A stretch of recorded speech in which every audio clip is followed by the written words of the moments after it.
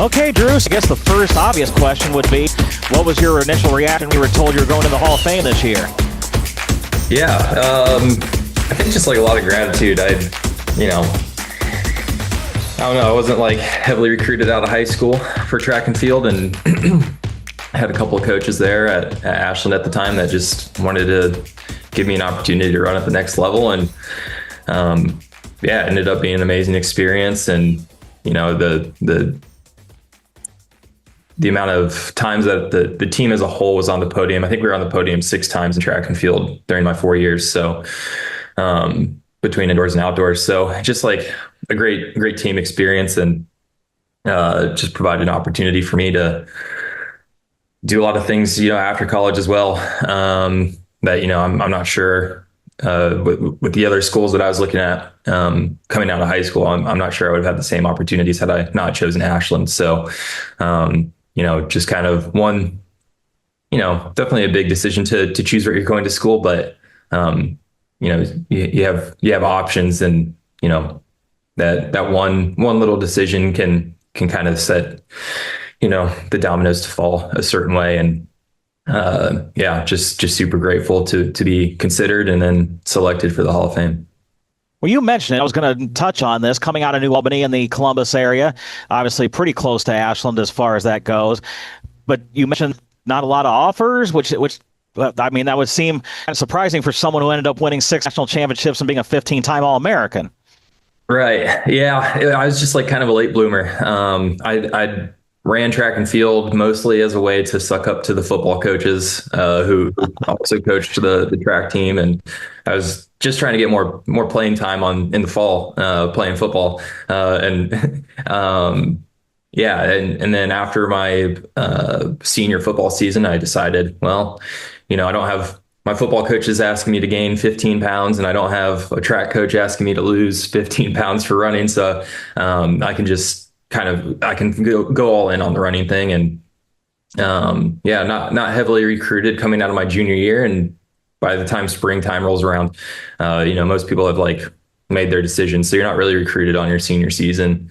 I ended up setting a personal best by 6 seconds over 800 meters in the last 3 weeks of my senior year, and definitely like flashed a lot of potential in that time. But I had already signed to Ashland. I'd already made a lot of friends on the team. I had really strong connections with Coach Mack and Coach Logan. I had some people trying to kind of push me to go to a Division I university. But I'd already made some strong connections and decided to ride it out. So you come in conference freshman of the meet, indoor and outdoor, and as well as I do, it had a great cross country background in the 80s and 90s. The Ashland program did, obviously Judd with all the throws.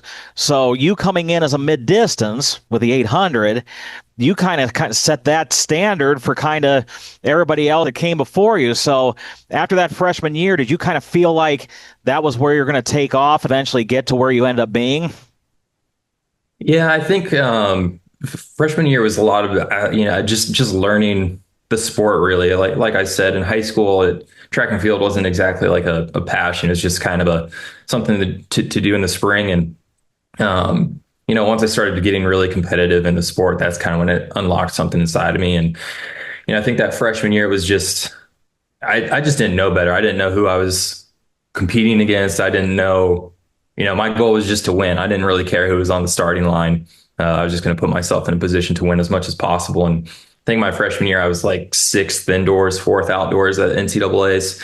And that really just showed me what it was going to take to get to that next level where I'm winning Division II titles. And just went to work from there. Coming out of high school, I was running like 10 miles a week on my high volume weeks, and worked with Coach Mack really closely, and got it up to where I was running 30, 35, 40 miles per week. And that usually takes about 18 months for all those adaptations to set in. And lo and behold, had a big breakout sophomore season. And then after that year, I was just trying to defend the title as much as possible. And, winning once is hard, but winning twice is harder. And definitely by spring of my senior season, I felt a lot of pressure to close the that chapter of my college career with a win. And it was definitely stressful. I was also being recruited to run professionally at that time, so kind of even doubly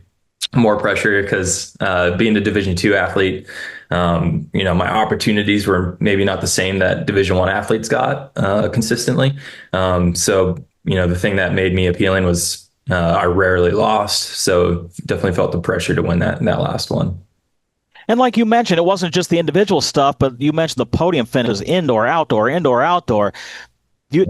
Ashland was competing for national championships long before they got the national championship later on. So it wasn't Yeah. just you; it was a group effort there for 3 years running, both indoors and outdoors. Yeah, and I think that's like when I look back on my time, like those were the most fun meets. I think one year you might know better than me, but I think there was one year we sent 33 athletes to nationals, men and women, and man, just to like roll up with basically an entire team to a national meet was so much fun. And the coaching tree from Ashland is huge right now. Obviously, Jake Sussman is coaching there now, and AG obviously, but then Megan Tomei, Zach Ball was coaching for a while. There's Tom Scott at North Dakota. There's just all sorts of Ashland alumni all around the country coaching right now. And so to see them at meets throughout the year, people that, whatever that was like 10 years ago, were sharing hotel rooms and competing for titles together. And, it's always fun to meet up with those people and kind of reminisce on the good old days. And you mentioned it after lead career, you end up going federal. So what did that end up being like for you, kind of taking it to that next level? Yeah. Again, I think it was just like a big learning curve. Not only on the track side, but just I went from a place where I was seeing a horse and buggy on almost every single run, and moving to Seattle, which is like one of the fastest growing cities in the U.S. and a little bit of culture shock. And it was my first time, and like you mentioned earlier, I grew up in Columbus, so only a little over an hour away from Ashland, and moving all the way across the country alone for the first time. That was a bit of an adjustment, but yeah, it kind of mimicked my college career. I'd say is kind of feeling it out, getting adapted to new training and new level of racing that first year, and had some good moments, but nothing amazing. But things kind of took off that second year. I ended up making Worlds in 2017, finishing 14th with that meet. And then the following year made it to World Indoors and got the silver medal at that meet in the 800. And, after that, a lot of ups and downs, was never quite able to get back to the form that I had in 2017 and 2018. But, yeah, just put my nose in it as much as possible. And, I'd say similarly to my college experience with a team. We had a great team out there with Brooks in Seattle, and a lot of those guys were in my wedding this past January. So again, just like the results are great, and have the like competing in track and field has definitely shaped who I am a lot as a person. But yeah, definitely just like the connections I've made along the way have been lasting and the part that I remember the most out of all of it. And you mentioned your wedding. What is life like for Drew Windle these days? Yeah, got married in January. I've been coaching. I'm an assistant coach at Ohio University down in Athens.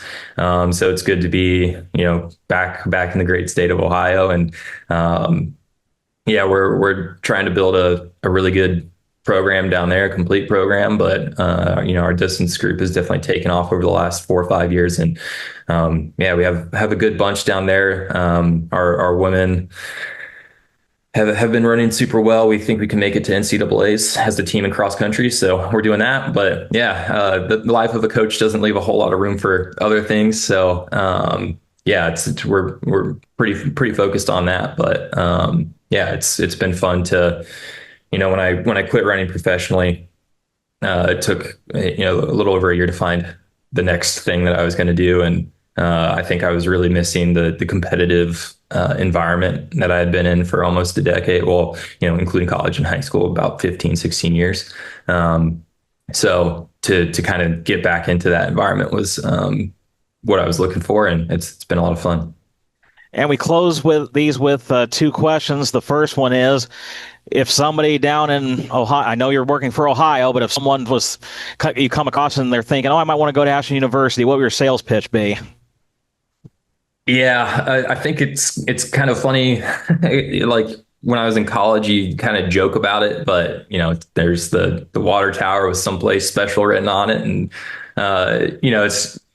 it's a kind of a funny slogan because on the surface level, uh, there's not a whole lot going on in Ashland, but you spend your time there, and man, just like yeah, I just think about the track team in particular, just like the legends that have come out of that program. And, starting with Judd, obviously, man was bigger than life. And, AG, I think, is the only person who's going to be able to take over that role and do it justice. So super happy to see that. But then, yeah, we've talked about like Katie Moon, she's amazing. Trevor Bassett, myself, Kurt Roberts, just the people that I was there and shortly after that had made world teams. Kidway Johnson, was before me, but just like so many people that just came out of that program and did amazing things. And that's a culture thing. So when you're going to Ashland University to run track and field, you're going to be part of a demanding and disciplined environment. But the people that are there asking you to do those things care a whole lot about you. And man, it having, I think Judd particularly, even though he wasn't my primary coach, he saw something in me and demanded a lot out of me, and held me to a super high standard. And that's what it takes to do the things I was able to do when I was at Ashland. And yeah, it was definitely someplace special to me. And finally, homecoming weekend. We start with Friday night with the Miller dedication for Judd and Katie, and you're going to be there. And then the next morning at Upper Convo, the Hall of Fame. What do you think it's going to be like when our boss Al King comes up to the podium and calls you up, and you got to give that speech? What do you think that's going to be like? Yeah, I'll hope to have a good speech ready. I think Judd was always such a good speaker. I feel a little bit of pressure to at least do it some justice and get up there and, I don't know if I'm going to inspire anybody, but I'll try. And yeah, it'll be nice to be back. I haven't been back to Ashland in a little while, but yeah, just looking forward to the whole weekend and getting to see Katie and recognize Judd and yeah, it'll be great.